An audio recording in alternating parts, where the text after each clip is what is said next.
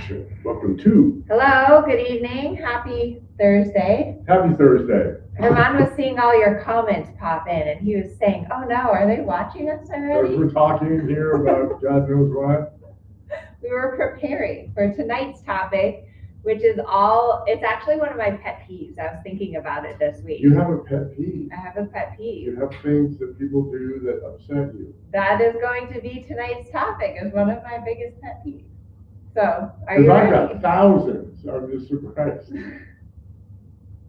So tonight we're going to be talking about rider straightness and symmetry. We're going to be talking about the groundwork webinar. I'm doing a groundwork webinar on Saturday morning at 8 a.m. Pacific time, so please RSVP. We're going to be talking about Chris Irwin, who is a guest speaker that we had on Strides over the weekend. We're going to be talking about moving to Florida. We leave Sunday morning. And so yes, the office is so empty. It's kind of echoey in here. Do you hear it? Yeah, that's It's kind of weird. We need to do something about that house in Florida for the same reason. One room's got too much echo, so anyway. Yes, we're going to be setting up Yes, our Snowy, new Michigan. office. I've been watching the Weather Channel because we have to make a drive. And yes, the Great Lakes area there is quite cold and snowy and very environmental there right now. Even Florida is really cold. When we get there, it's going to be like 30 They're going to something have degrees. some snow in Florida too. So yeah, let us know in the chat where in the world you're watching from and how the weather is. And shall we dive in to our first topic on my list, which is groundwork. So there are like 2 posts right now in the Facebook group, in Amelia Dressage Club, of riders like getting hurt and getting concussions and like having necks messed up and backs messed up and Ankle. And then their families telling them that they should quit riding. Oh, God. And never ride again, which happens. Yeah, you right? get that pressure. Yeah. But here's my thing, and that's part of why I'm doing this webinar on Saturday about groundwork, is that I don't think you can avoid every accident. Like, horses are unpredictable. Things are going to happen. But I do think that many accidents can be avoided. Yeah, and you can certainly hedge your bets. Yeah. For example, 3 weeks after we got married, I was riding a horse that I'd ridden a lot. And I always rode him in the morning, and I was riding him in the evening, and it was like twilight zone. And I don't know what, but I got on him, and his back was all tight, and I thought to myself, I should get off and lunge him. And I was, 26? And I was like, I'll be fine. I can ride through this. And sure enough, he bucked me off. I broke my collarbone, 3 ribs, collapsed a lung. Bruised your heart. How many days was I in the hospital? We argue about this. I said it was 1. You said it was like 5. 5 days. It wasn't 5. I think it was 3. Days. Anyways, bottom line is that if I had listened to that voice in my head and gotten off and done my groundwork and lunged the horse, I wouldn't have gotten hurt. And hindsight's 20/20, right? But I think having groundwork skills and having something, like I say, groundwork's like an insurance policy, something that you can go back and rely on when you get on and you feel like, oh, this isn't going to go well. Yes, and that's the same thing that happened. When I think to myself, oh, I'll just get through this next few. Yeah. Sometimes I have, sometimes I haven't. The other thing that I'm going to talk about on the webinar on Saturday is that you can also, like, not only is groundwork for safety, but you can solve kind of all of your connection issues from the ground. And I think that it's really helpful to be able to work on getting your horse bending, getting your horse softer, getting your horse accepting the bit before you get on them. I do a lot more groundwork than Herman does, but it's really helpful. Yeah, I do. I don't think I'm going to die. Up we go. So come to the webinar on Saturday. Maybe you'll learn something new. Are you going to come to the webinar? Possibly. We're down to 1 car, so we'll see how that unfolds. We'll be stuck together for many days to come. And it's at 8 a.m. on Saturday morning Pacific time. So make sure you come. Next thing on my list is, if you're in Strides, we had an awesome guest speaker, Chris Irwin, who's a natural horsemanship guy, and he talks a lot about like horse psychology and the way that horses interact. And did you listen to any of it? I thought it was interesting. What, the Irwin? Yeah. Yeah, I did. And he lost me a few times. It was a little confusing. Parts of it were definitely confusing.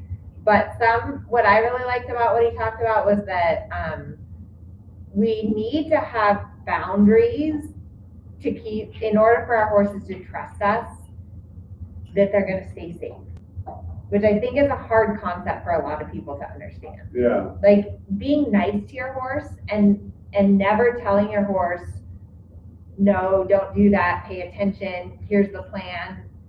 It makes them more nervous. It makes them more anxious. Like they need to know that you're under control, that you're noticing what they're doing, that you're noticing their surroundings, that you have a plan. That you're acting like the leader, because if you act like the leader, then you become the leader, and the horse goes, all right, you're in charge, great, let's go do what you're doing. Right. But if the horse feels unsafe, it's just never gonna work. And I think that when you're around horses, you have to have such an awareness for your horse, and you need to really be present with your horse and noticing, like, what's their attention, what's their state of mind, what are they paying attention to, and especially if you're new to horses or if you didn't grow up around horses, you don't like. You don't have that sixth sense where you know what they're doing with the eye in the back of your head. Yeah, like even if you're chatting with someone but you're holding your horse, you have to be like so aware of what's going on around you, of what your horse's expression is like, of what's happening, of if they're moving towards you, or like that's super important. Yeah, and that's time in miles. Yeah. Now you can shorten up that time with education and not have to actually experience it yourself. You can learn. How's that go? Stupid people can never learn. Smart people learn from their own experience, and a genius learns from somebody else's experience. Yes, that's why we're here to help you out. And we're always learning too, which is why we bring in guest speakers like Chris. The other thing he talked a lot about was bend in your horse. And bend, I say this all the time, but bend is what keeps you safe. Right, the bend is your friend. Yes. Absolutely, the bend is your friend. And so if you can have that flexion and get the bend in your horse's body starting from the ground, and then also when you're under saddle, it allows you to manage their energy, because holding your horse back is never going to work. Like holding your horses. That leads right into the question we had about the FBI straightness. Ooh, that's later. Well, I know. Answer it now. That bend, and then you take that bend, and then you get your horse straight and supple instead of stiff and straight, but the bend was there before. And then okay, let's read the question. Okay. This is a question from our Stride student, Nancy. She says, I've heard that straightness is different the farther up the levels you go. Can you explain why? Because of the criteria for the movements, they become more difficult to achieve. And so as your horse gets shorter, right, then the pee-off has got to be straight. You can't have them that bent like in a 15 or 20 meter circle, because then they're kind of going off the line to the outside too much. But if you think about the training scale, like that's where we have to start with, is the training scale.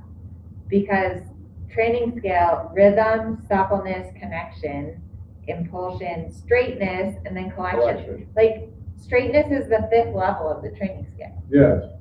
And so you have to have everything else going for you first before you can work on straightness, which is where a lot of people make the mistake, is they're just like, I'm going to ride my horse straight, but their horse isn't supple yet.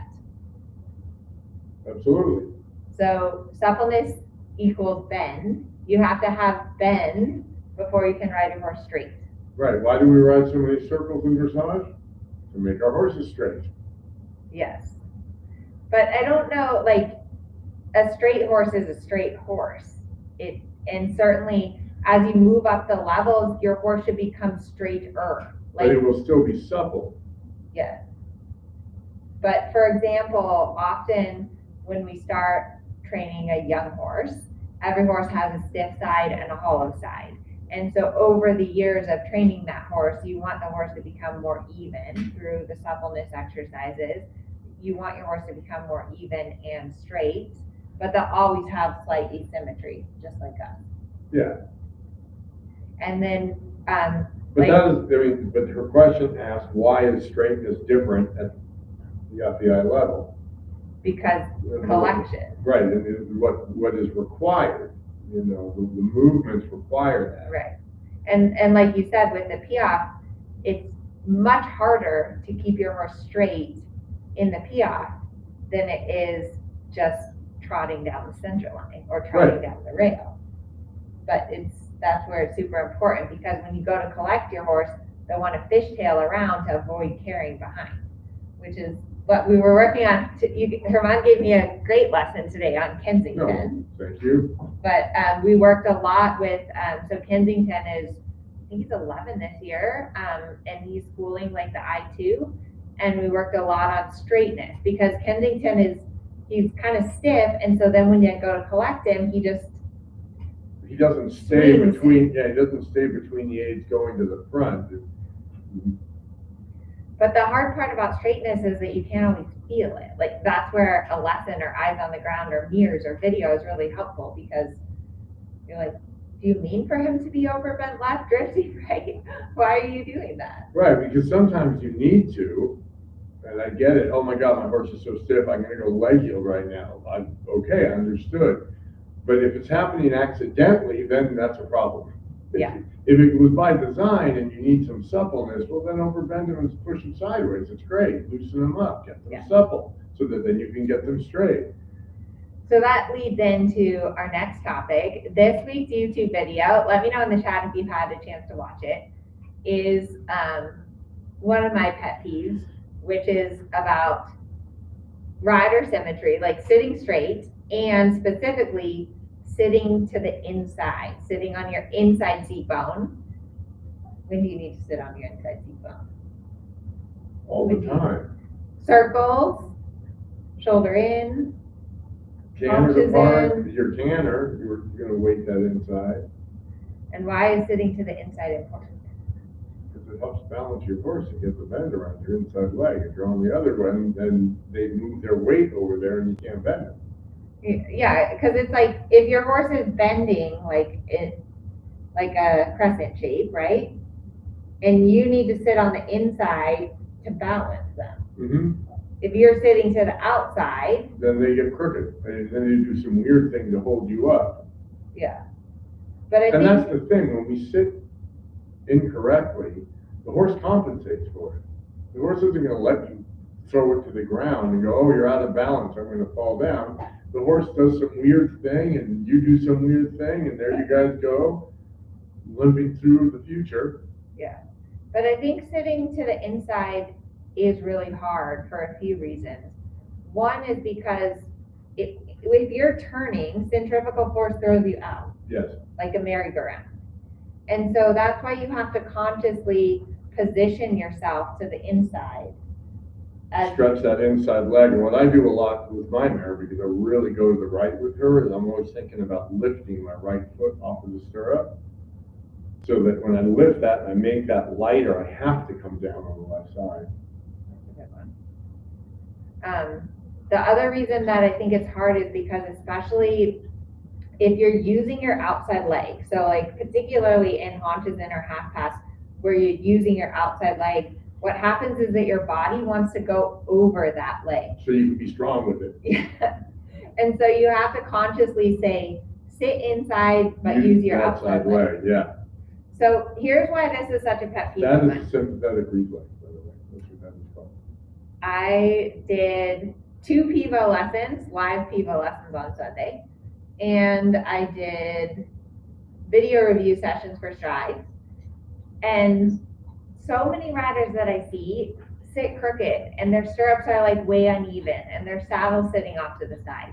And I feel like that's something that is so simple. Like, you should be able to stand in front of your horse, or have someone stand in front of your horse, check that your stirrups are even, check that your saddle's sitting straight, feel both seat bones. It might not stay that way, but it's something that's like relatively easy and so important. Wouldn't you agree? And then check the girth too. That's a good point. And then check in with it like throughout your ride.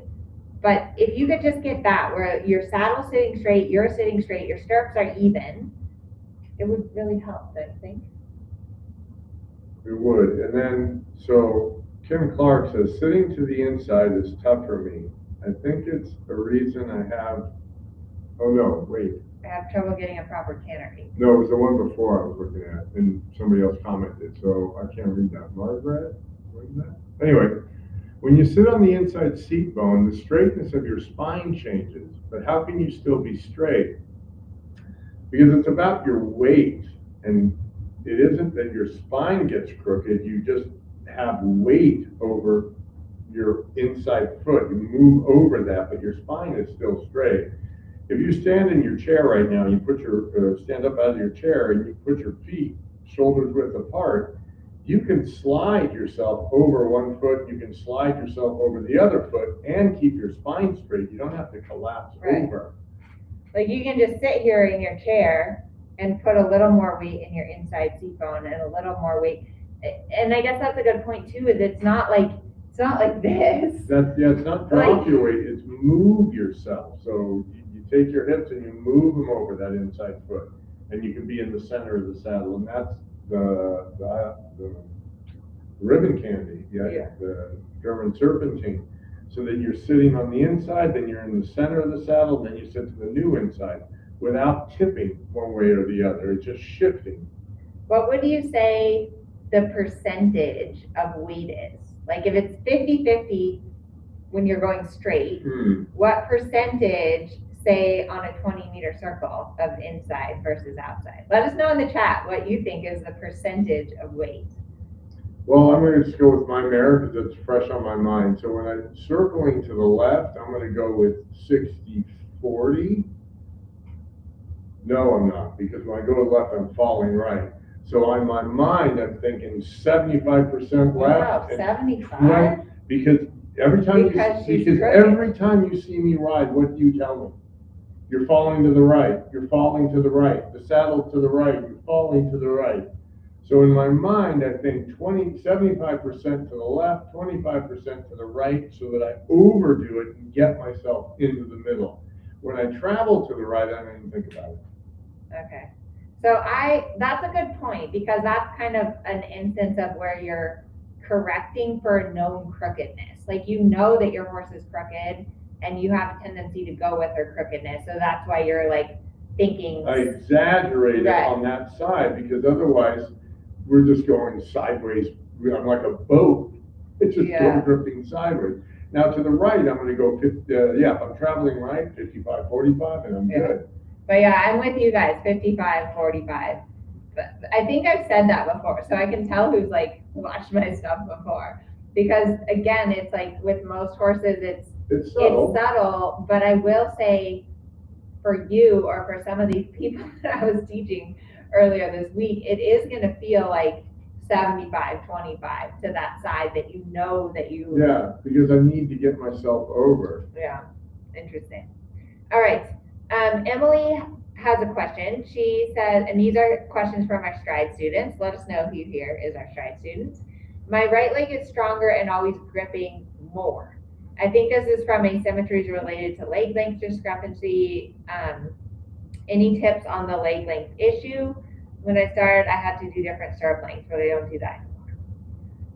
So, leg length discrepancies. I know this from working with a physical therapist, Stephanie Schwab. Stephanie's opinion on leg length discrepancies is that very few people actually have different lengths of legs. And if you want to, you need to go get measured by a PT to actually determine if your legs are different lengths. More often, it's that you have like a weakness or a tightness, like your pelvis is off or your hips are off or you're tight. So that is what I would check with first. Yeah, because generally your bones are all about, and it's all muscle. Okay, she then says, my instructor tells me to move both of my butt cheeks to the right when I'm riding. She says, then I'm straight. Is this related to the above issue of right leg gripping? Because it seems counterintuitive. Yes. Yeah, I mean, I say that to people too, because and what you're feeling isn't what she's seeing, and that's the hard part. You've got to trust whoever it is that's looking at you and saying, hey, once you get here, and then when you get familiar with that feeling, it'll become more normal. But just because you're familiar with it doesn't make it right. But I would say, so what you're describing, Emily, is what I see with like 75% of riders. Maybe you'll agree with this. So I would say most riders sit to the left and collapse their right side. And pull their right leg up. And then their horse falls right because horses are stiff right. So then they're trying to push all the time with their right leg. And so they're gripping with their right leg and contracting their right leg. So I would agree with your instructor, move your butt cheeks to the right because you always want to get your seat bones even and then lengthen your right leg. So is it counterintuitive that you're gripping with your right leg? No, because you're falling off to the left, so you're trying to hold on with your right leg. Yep, that's what happens. We've solved the world's problems. Okay, Emily says that's me.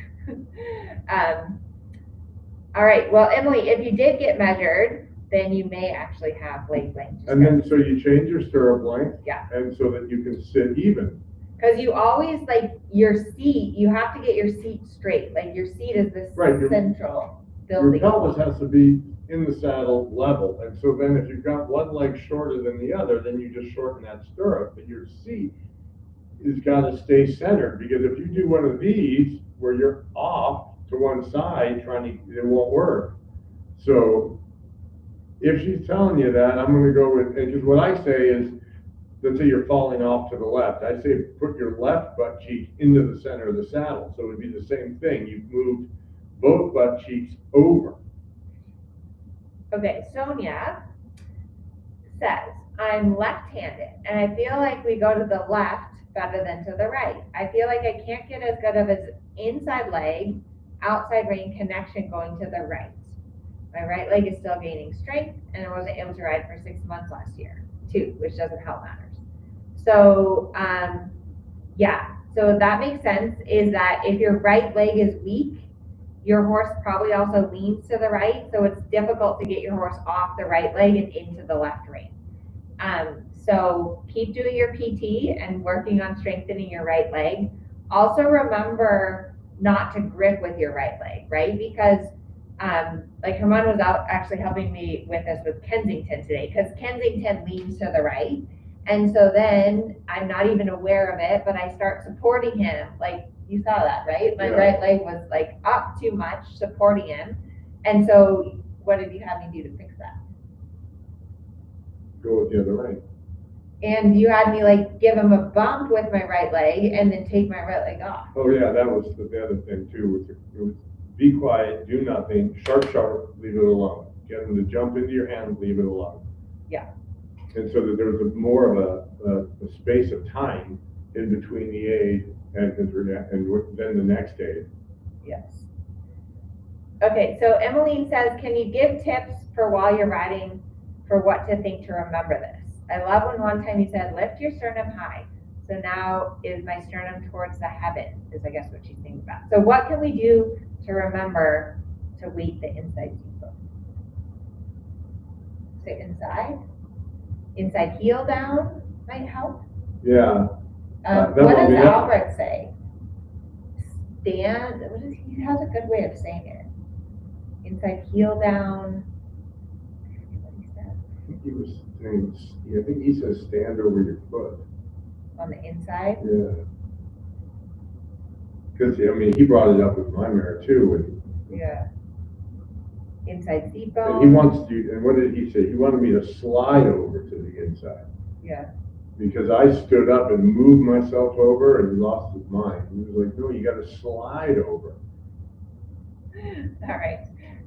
Let's see. Barb has a question. She says, how do you keep your dominant side from creating or exacerbating problems in your horse? My horse often bulges through his right shoulder and I'm right-handed. When I soften that rein, he has less to lean on, but it's my stronger side. So I'm sure I really have, So I'm sure I usually have a firmer hold. Any tricks for softening your stronger side while riding? Well, it's twofold. That's part of it. You just have to let go of that hand, but the other one has to make a fist because you have to offer him something. You can't just disappear. I mean, yes, you have to make that side atrophy basically. You know, you're going to not hold him up with it. But in that moment, you have to be there with the other rein and say, I'm right here for you. And so it's two. You've got to make sure that your offhand is doing its job and then release your dominant hand. The other thing is that Barb said that her horse tends to bulge right, and then she just holds the right rein. So you have to think about, I would also say, putting your right leg on to get your horse from right leg to left rein, like her mom was saying. You need to use your right leg instead of your right hand. So use your right leg to move your horse to your left rein, and then that way you'll be able to a little bit soften the right rein, but prevent your horse from bulging to the right. Right, because you're going to take that right rein, you're going to loosen it, touch it, and work him over from the right leg to the left hand. All right, last question from Jennifer. Favorite off-horse exercises to prevent collapsing to one side or another? And maybe what's a good goal for how long to do them each day? Ooh, Jennifer. So collapsing, I really like the side plank exercise if you're collapsing because on the ground. Yeah, not on the horse. That would be exciting. Are you going to demo that for us? Depends on the horse. You know, people teach horses to lay down, roll over, they climb on them. You know, in the Western movies, they run up, they put their hands on their butt, and they jump right up into the saddle. The horses are all fine. Are you going to teach your horse to do that? My horse is kind of tall. Well, you might teach her to lay down and then you can get on her. There's a video out there, and the guy's in a wheelchair, and he teaches the horse to lay down, and then he drags himself out of the wheelchair, and he crawls over, and he gets in the saddle, and then the horse gets up with him. It's pretty amazing what we can teach them to do and what they'll do for us.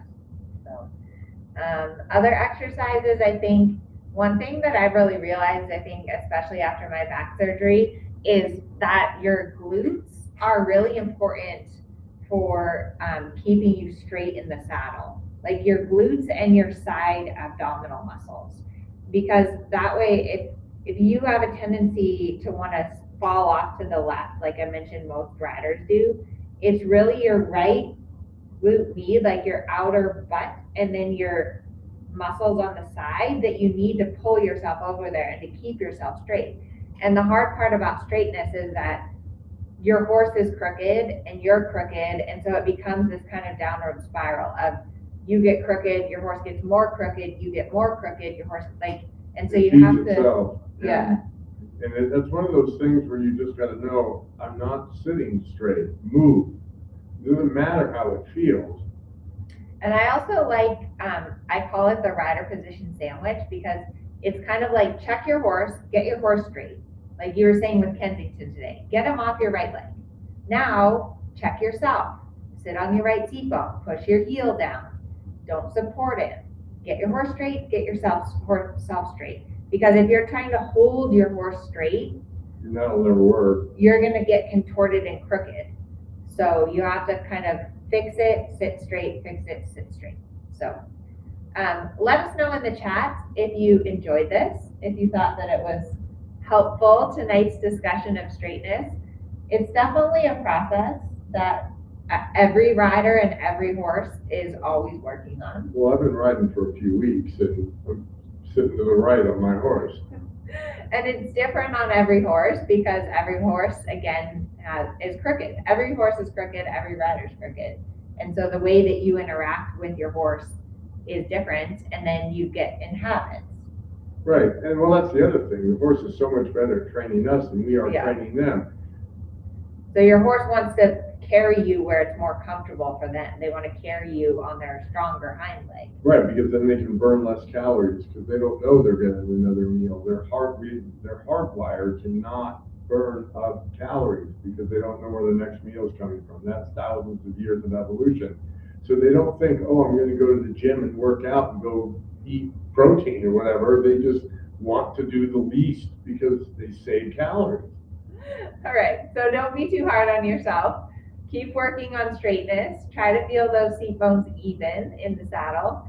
And I guess next Facebook Live will be in Florida. We are going to move it up an hour. So it will be at 5 p.m., which will be 8 p.m. Florida time because 9 p.m. is definitely past our bedtime. I don't know. So we're going to keep everything in Pacific time. So don't panic, like all you Stride people. We're not going to change the whole schedule. I think we're going to have to figure out, because we get up super early. So we're going to have to figure out like to take a siesta. I'll just, sleep in shifts. I've done that before. We're going to take a siesta or something, but I'm excited to be out. We're going to be living on the property with the horses.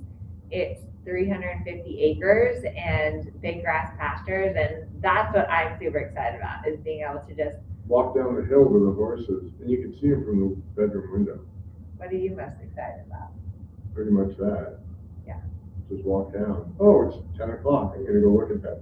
Yeah, it'll be really nice. And I'm also looking forward to, like I mentioned, getting some more lessons and hosting clinics, because I think our education is super important, that we continue to learn and improve so that we can pass that on and continue to inspire all of you. And well, the people that are on the East Coast, they're going to be happier. This won't be 9 o'clock.